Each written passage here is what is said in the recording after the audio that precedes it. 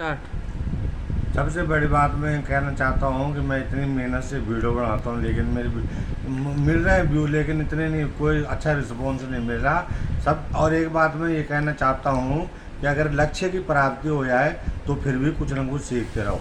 मैंने जड़ नहीं चैतन्य शिव का साक्षात्कार किया है, वो है मेरी आत्मा। चैतन्य शिव का साक्षात्कार किया है, वो मेरी आत्मा। प्रभु का साक्षात्कार करना ही धर्म है। बस बहुत है इतनी।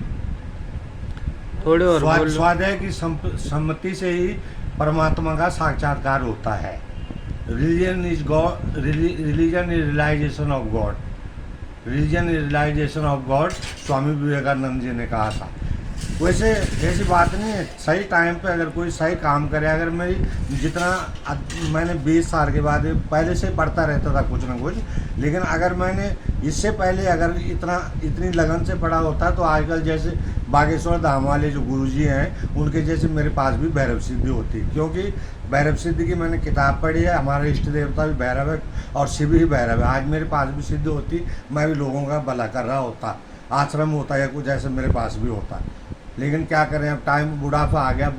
पढ़ तो मैं आज से नहीं रहा हूँ, बहुत पहले से पढ़ रहा हूँ, बहुत पहले से। अध्ययन मैं इतना कर चुका हूँ, जितना मैं पढ़ता रहता था उस पुस्तक में लिखता रहता था। वैसे बाबा भीमराव अम्बेडकर जी ने तो ये भी कहा है कि शिक्षा शेरनी का वो दूर है जिसे आदमी धाड़ता है, धाड़ेगा वही जो पिएगा। मतलब इतना याद भी नहीं रहता जितना मैं। अब शिव महापुराण है, शिव महापुराण मैंने 2 बार पढ़ी है। उसके 832 पेज और 11 खंड है, तो उसको पढ़ने में भी टाइम लगा।